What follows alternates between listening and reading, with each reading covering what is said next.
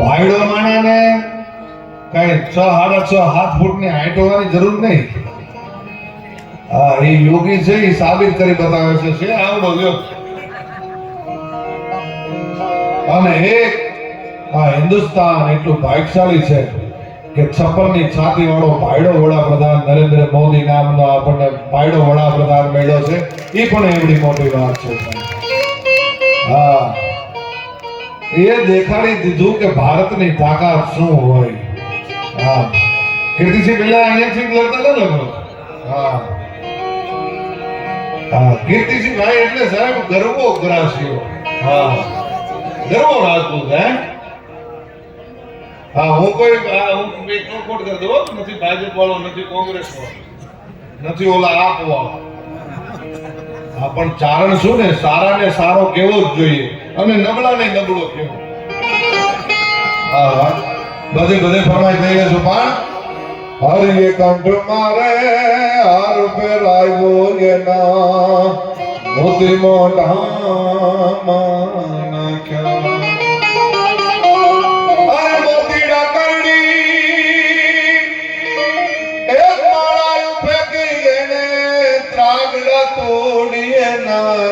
જગતમાં એવો એક ગઝલનો રે રે રે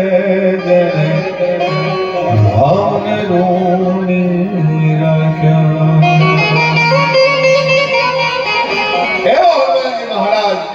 અને આજ મંગળવાર છે ત્યારે આ તો હું દરેક મારા કાર્યક્રમમાં કહું છું કે આ બ્રિજરાજદાન ગઢવીને જો ઈશ્વરદાન ગઢવી જેવો બાપ ન મળ્યો હોય અને જનકબા જેવી જનેતા ન મળી હોય ને તો દુનિયામાં આ બ્રિજરાજદાનનું 5 ન આવતું હોય. સાહેબ, આ તો મા બાપ થકી જમાવટ છે.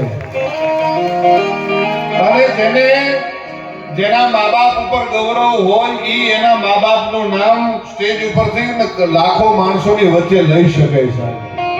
હા, જેને મોટા હંતરવા જેવા મા બાપ મળ્યા હોય એ કેવી રીતે લઈ શકે. પણ ઈ ઈશ્વરદાનજી જેથી હનુમાનજી મહારાજને રીઝવવા માંગે બેહે, હા, ત્યારે ઈ કેમ રીઝવે?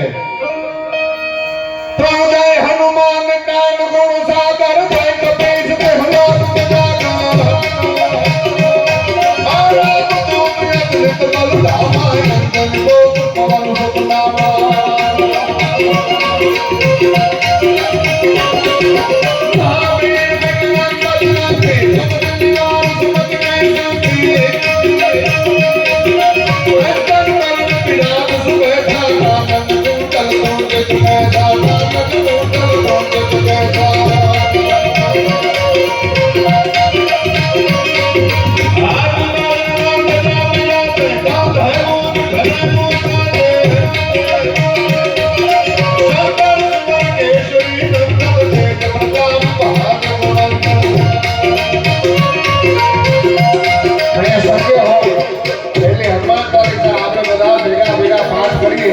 કારણ કે ભેરવ દાદાને જો લીધો હોય તો હનુમાનજી મહારાજને લીધું હોય તો ભેરવ દાદો આપોઆપ લીધે.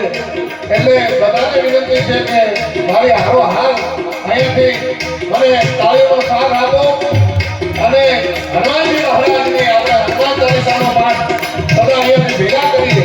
કારણ કે પ્રાણ પ્રતિષ્ઠા થવા જઈ રહી છે ત્યારે હનુમાન ચાલીસાનો પાઠ કરીએ અને એમાં આપણે હજારો હનુમાન ચાલીસા એક ભેળી થાય એ બહુ મોટી વાત છે. ત્યારે